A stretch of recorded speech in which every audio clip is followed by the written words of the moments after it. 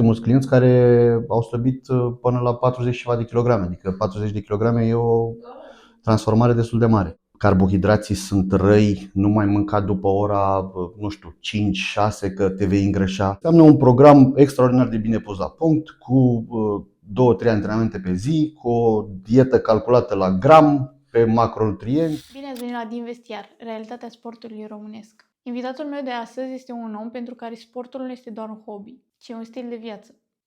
Este sportiv de performanță, antreprenor și omul din spatele sălii Gold Gym. Un loc unde foarte mulți oameni vin zilnic să se antreneze și să devină o versiune mai bună a lor. Astăzi stăm de vorbă despre drumul lui, despre disciplină, despre viața din spatele sălii și despre omul din spatele sportului. Cristi Cojoacă, bine ai venit la Din Vestiar! Pentru cei care nu te cunosc încă, cine este Cristi Cojoacă dincolo de sală și de competiții? Un om simplu, un om normal, sportiv. Ai avut vreo legătură cu sportul când erai mic?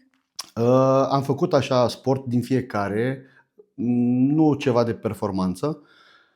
De treaba asta cu culturismul, fitness-ul m-am apucat destul de târziu de concurat. Că așa am fost la sală, nu știu, cred că după clasa 7-a, 8-a, dar făceam și eu ce fac și copiii când îi văd eu pe la mine prin sală, adică antrenament haotic, fără să am cunoștințe prea multe despre nutriție, despre un antrenament corect.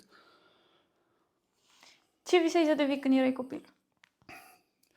Cred că polițist, cum vreau toți băieții de vârsta mea atunci, că băieții erau cu polițiștii și fetele cu doctorițele. Da. Polițist, fotbalist, nu mai știu ce să zic. Dar polițist am reușit. Foarte tare. Ce valori consideri tu că sunt cele mai importante pentru tine în viață? Sau după ce principii te orientezi? Păi, în primul rând, sunt căsătorit cred că de vreo 2011, deci de vreo 17 ani și sunt cu soția mea de vreo 20 și ceva. Mulțumesc. Deci asta ar fi, mulțumesc la fel. Asta ar fi cam cea mai importantă, familia. În primul rând, avem 2 copii, un băiețel și o fetiță. Familia și dacă e sănătos, după aia restul vin toate de la sine. Da. Ai mai încercat, bine, te-am mai întrebat și mai devreme dacă ai făcut sporturi în copilărie, dacă ai mai încercat alte sporturi? Am mai făcut și un pic de kickbox, am fost și pe la not, am fost și pe la karate. Ai cochetat cu... Da, pe la fotbal, pe la... majoritatea sporturilor. Da. Cât timp a trecut până ai început să vezi rezultatele în sportul pe care îl practici acum?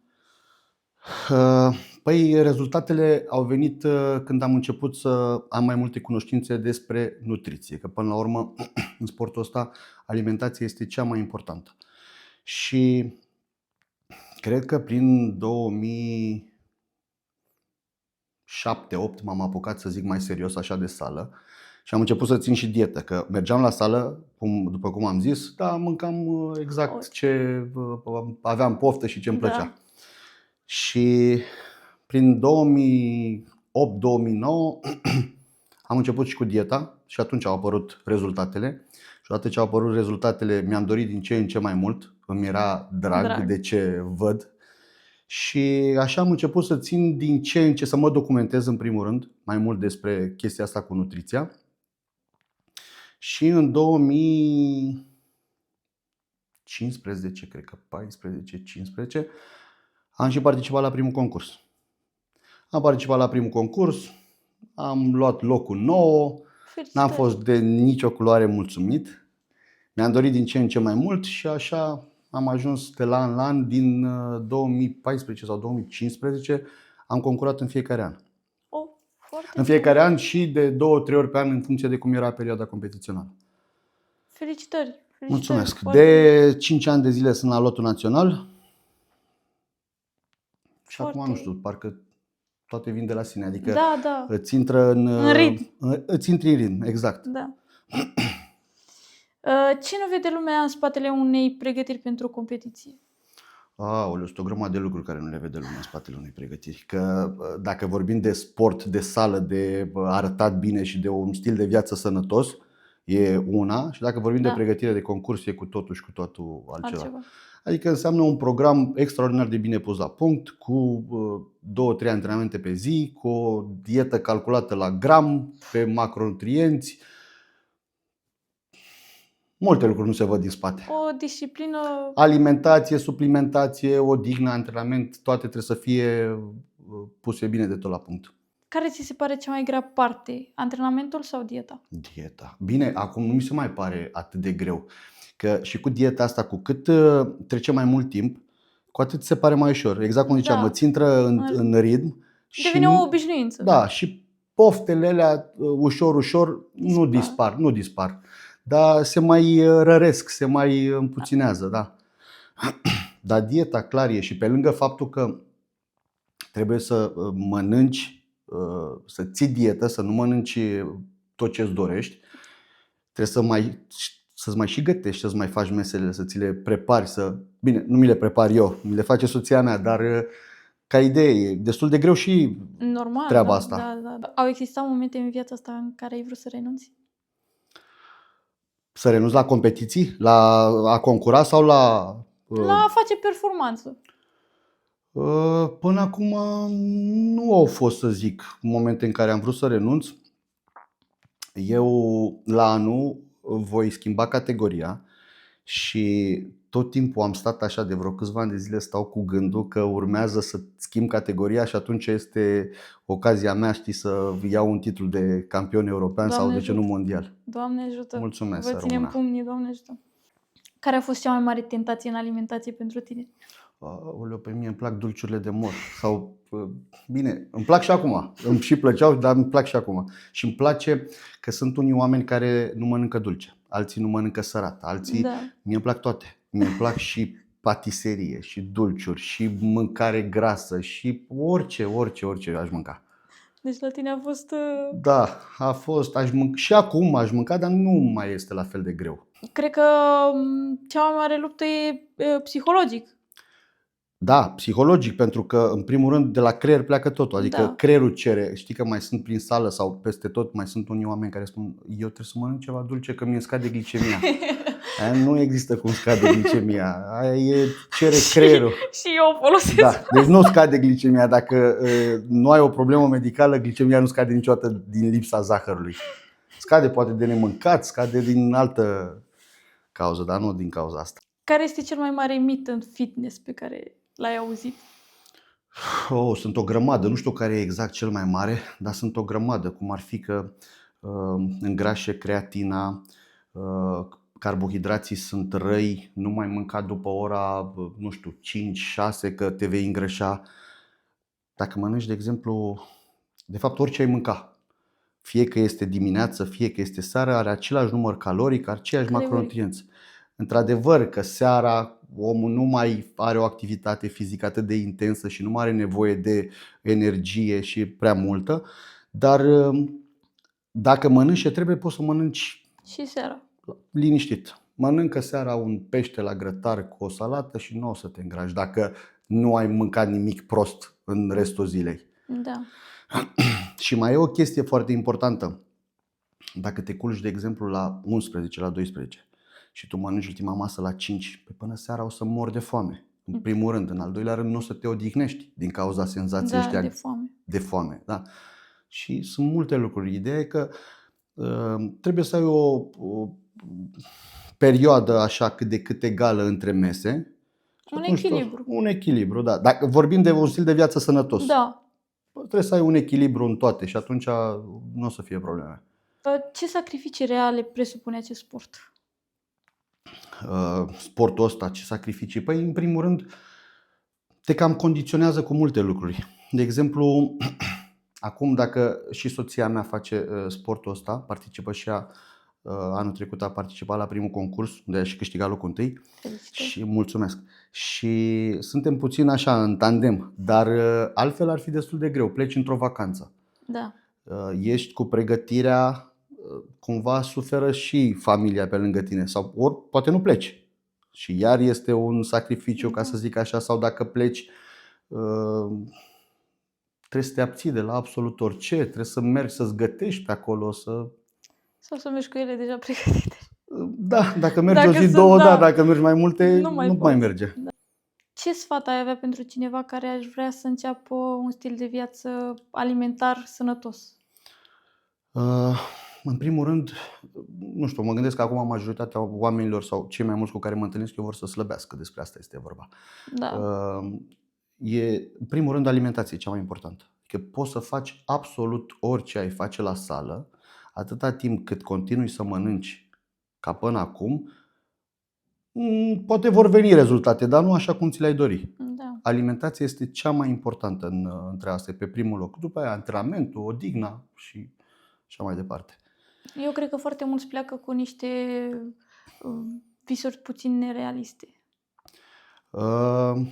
În primul rând, oamenii nu sunt foarte bine informați. Dar chestia asta cu stilul de viață sănătos, din ce în ce mai mulți oameni se îndreaptă către treaba asta, către sport, către sală, către orice fel de mișcare și se pare că vor și să încerce să schimbe un pic alimentația. Nu toată lumea știe exact Da. ce înseamnă o alimentație sănătoasă, dar cred că ușor, ușor lumea se va îndrepta către treaba asta. Sunt și foarte multe dezinformări sau anumite lucruri pe internet care nu sunt neapărat adevărate sau suplimente de astea foarte minune, da, care cu care slăbești, cu care imediat ai slăbit, nu trebuie să mai mănânci, nu trebuie să mai faci nimic, l-ai luat pe ăla și ai slăbit. Suplimentele, din punctul meu de vedere, sunt foarte ok atâta timp cât sunt folosite ca suplimente. Adică ai o alimentație bine pusă la punct și ele sunt venite să suplimenteze alimentația. Acum, din păcate, mulți au impresia că suplimentele ăștia o înlocuiesc. Da. E mult mai ușor și mai simplu și mai comod să bei, de exemplu, un shake proteic în loc de o masă. Decât să gătești masa respectivă, amesteci o cupă de pudră proteică cu apă sau cu ce amesteci și l-ai băut. Dar nu e același lucru. Suplimentele nu o să poată niciodată să înlocuiască mâncarea. Corect.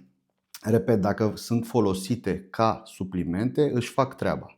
Dacă cineva vrea să înlocuiască mâncarea, nu o să aibă rezultatele care și le dorește. Cum arată o zi normală în viața ta ca sportiv de performanță și ca antreprenor? Începe dimineața, de vreme de tot, nu știu, 5:20, 5:30 să zic dacă suntem în cursul săptămânii și mergem la muncă de dimineața. Până la 2:30 sunt la serviciu la penitenciar, după care trec pe la sală. De cele mai multe ori, când nu se ivește altceva, ajung acasă și dorm o oră, pentru că altfel nu pot să mă antrenez cum trebuie. Mă întorc la sală, fac antrenament și plecăm pe undeva pe la 9:30, 10 spre casă. În timpul ăsta, dacă se mai ivește ceva sau dacă mai e ceva de făcut, pe la sală, Da. Acum în pregătire avem cardio de dimineață o oră pe stomacul gol, cardio după masa 5, adică seara înainte de culcare. Asta este în perioada competițională. Suntem mai relaxați. Care crezi că sunt cele mai mari probleme cu care se confruntă sălile de fitness în România? Acum, sincer să fiu, de când avem noi sala, nu ne-am confruntat așa cu vreo mare problemă. Nu știu să zic care sunt cele mai mari probleme. Cred că oamenii care nu au niciun fel de clienții care nu au niciun fel de grijă, de aparate, de tot ce e pe acolo prin sală. Dar în rest, altceva așa deosebit nu ne-am confruntat. Ce te-a făcut să alegi exact conceptul acesta pentru Gold Gym?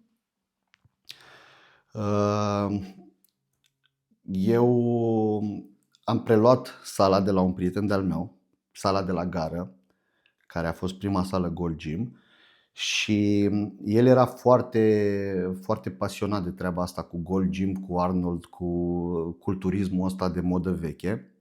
El i-a pus denumirea, Cosmin Turgu îl cheamă, și el i-a pus denumirea Gold Gym. Eu am preluat sala de la el, așa a rămas cu numele Gold Gym. După care am deschis sala după Amaradia cu același nume. Și eu sunt fan Gold Gym și mie îmi place culturismul de modă veche. Și s-au nimerit așa un pic lucrurile. Da, dar sala de pe Amaradi e o sală enormă, o sală foarte complexă. Găsești absolut tot ce ai nevoie. Asta ne-am și dorit, să avem acolo un complex de fitness care să le îmbine pe toate. Să avem și clase, să avem mai multe sporturi, să avem și o zonă de crossfit.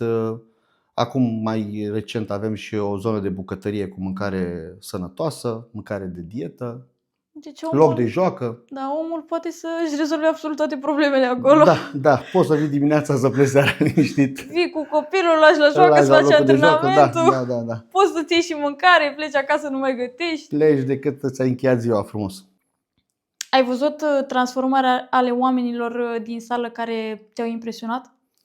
Foarte multe. Eu până acum câțiva ani de zile eram și antrenor, antrenam în sală și am avut foarte mulți clienți și eu și colegii mei antrenori au avut foarte mulți clienți care au slăbit până la 40 și ceva de kilograme. Adică 40 de kilograme e o transformare destul de mare. Categoric.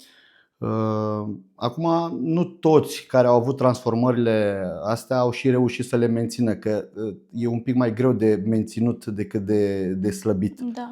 Dar am avut câteva fete și câțiva băieți care sunt în continuare și acum și au avut o transformare. Le-am și postat pe profilele de socializare, transformările astea. Deci, de putut se poate. 100%, oameni ambițioși care și-au dorit foarte mult și care au reușit. Da. Crezi că social media ajută sau strică percepția despre fitness? Depinde pe cine urmărești și ce urmărești, pentru că există atât de multă informație acum, încât cei mai mulți oameni nu știu ce să aleagă. Da. În primul rând, asta nici nu știu dacă e o parte bună sau rea. Mai este o chestie, toată lumea vede și cumva încearcă să se compare cu ce vede pe profilele astea ale sportivilor. Știm și noi toți că postezi o poză pe un profil de social media, înainte să postezi poza aia poate să faci 20 de poze sau 50 de poze și alegi una cea mai bună, în care ești într-o postură, într-o lumină și de cele mai multe ori 99, ca să nu zic 100% dintre sportivi în viața de zi cu zi nu sunt ca în pozele pe care le postează. Poate în momentele alea sunt într-o perioadă de pregătire competițională, când au un procent de grăsime foarte, foarte scăzut. Poate sunt într-o lumină bună, poate sunt într-o oglindă și toată lumea tinde să compare cu pozele pe care le vede acolo. Nu e chiar așa în viața de zi cu zi. Și cred că e un pic greșit să te raportezi la ce vezi pe profilele astea de social media. Toată lumea postează ce iese bine. Normal. Crezi că succesul în sport vine mai mult din muncă sau din talent? Dacă vorbim în sport în general, ai nevoie de talent, clar, dar munca e cea mai importantă.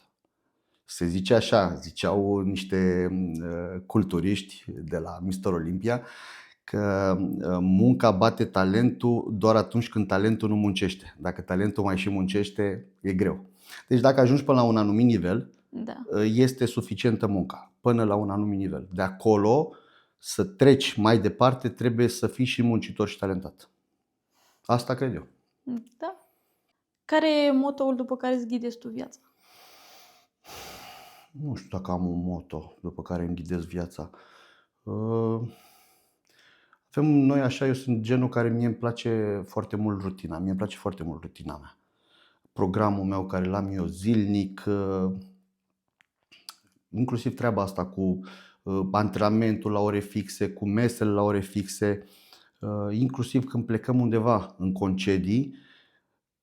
Chiar acum am fost în concediu și mi-a plăcut extraordinar de mult că n-am avut niciun fel de stres, de program. Adică am avut exact același program ca acasă. Am fost la sală, ne-am trezit, ne-am plimbat, ne-am făcut și antrenamentul, adică am avut programul cât mai apropiat de programul nostru de zi cu zi. Deci nu-ți place să ieși din zona ta de confort? Nu că nu-mi place, că îmi place să ies din zona mea de confort, că dacă nu-ți place să ieși din zona ta de confort e o problemă. Îmi place să ies din zona mea de confort, dar îmi place programul meu, rutina mea. Să fii organizat. Da. Cât de greu e să menții echilibru între viața personală și sport? Acum, având în vedere că noi petrecem cam toată ziua în sală, și eu și soția mea, Alex, băiatul cel mare, face și el sport de performanță, Fetița încă e mică, face și da mai așa, mai înjoacă. Totul e legat de sală și de sport. Adică viața personală cumva e strâns legată cu viața noastră sportivă. Și atunci nu e Asta vă foarte greu. ajută. Da, nu e foarte greu. Ce înseamnă pentru tine fericirea? Grea întrebare, ce înseamnă pentru mine fericirea. Nu știu dacă e o definiție pentru fericire.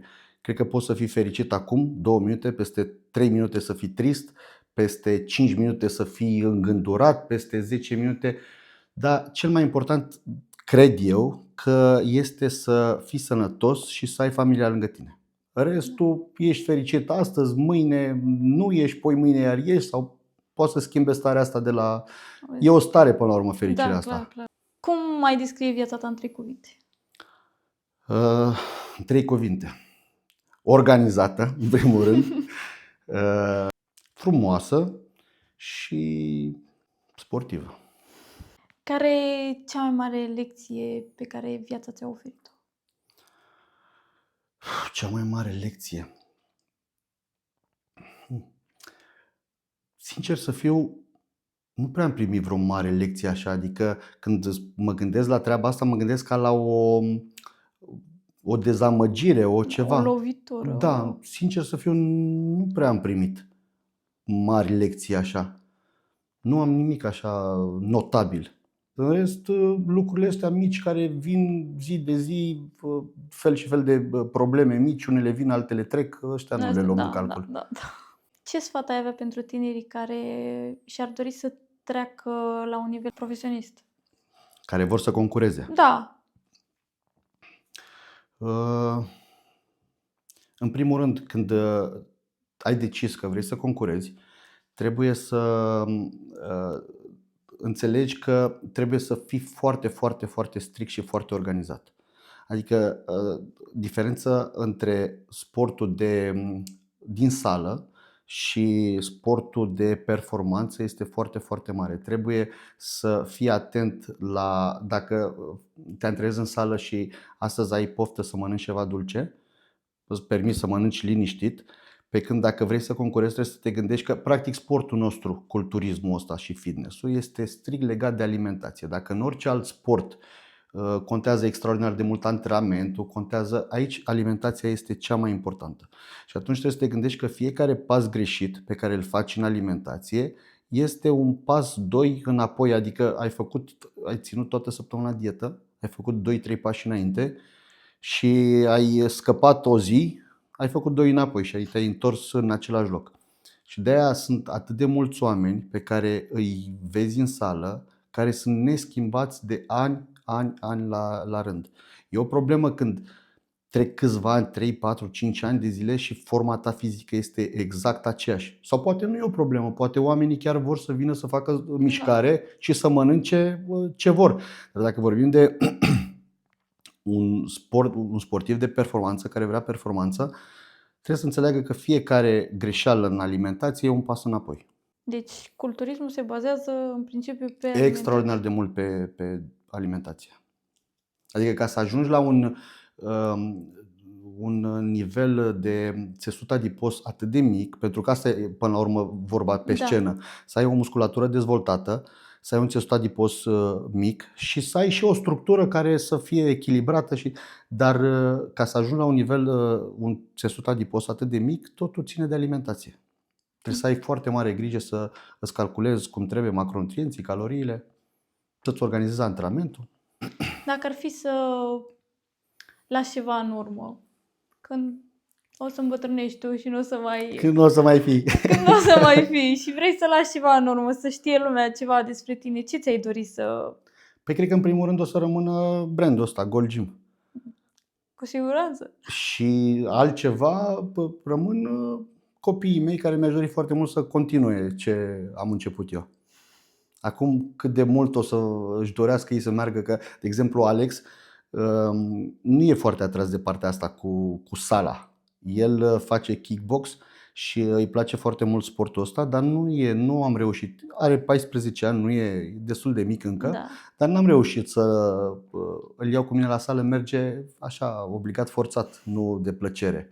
Da, cred că încă e mic, Da, și cred că încă nu a prins el așa gustul oglinzii, ca să zic așa, și al fetelor prea mult, că atunci se cam da, schimbă băieții, da. mai trebuie să treacă puțin timp. Acum ce i-o plăcea lui, Normal, aia să-și trebuie să aleagă, facă, da. normal. Spuneai mai devreme că sala ta include și un serviciu de bucătărie, de cu meniuri de mâncare. Ne poți spune mai multe despre asta? Se numește Gold Feed Box și se adresează tuturor persoanelor care vor să țină, ori să aibă un stil de viață sănătos, să mănânce mai sănătos, ori au un scop anume, să slăbească, să mențină masa musculară sau să pună masă musculară. Avem 3 tipuri de meniuri: slăbește sănătos, menținerea masei musculare și acumulare de masă musculară, pe un număr diferit de calorii, 1600, 2200 și 3000 de calorii. Și funcționează pe bază de abonament. Este livrată mâncarea acasă zilnic dimineața, Ce gratuit. Foarte tare. E o gamă foarte diversificată de alimente, gătită 100% corect. Și foarte potrivită pentru toți oamenii ce își doresc să slăbească, să ia în greutate sau să se mențină. Sau pur și simplu să mănânce sănătos. Că Da. la ce găsim în ziua de astăzi pe la restaurante? La restaurante, oricum peste tot, se gătește să fie bun la gust. Da. Și atunci, ca să fie bun la gust, se gătește gras, se gătește Da. foarte diferit de mâncarea de dietă. Eu nu mai am alte întrebări pentru tine. Îți mulțumim că ne-ai răspuns la toate întrebările pe care le-am pregătit în această seară. Îți mulțumim că ne-ai fost alături și sperăm să auzim numai de bine despre tine. Mulțumesc și eu frumos pentru invitație și oricând cu drag.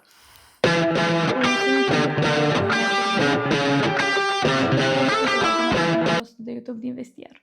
Seară frumoasă!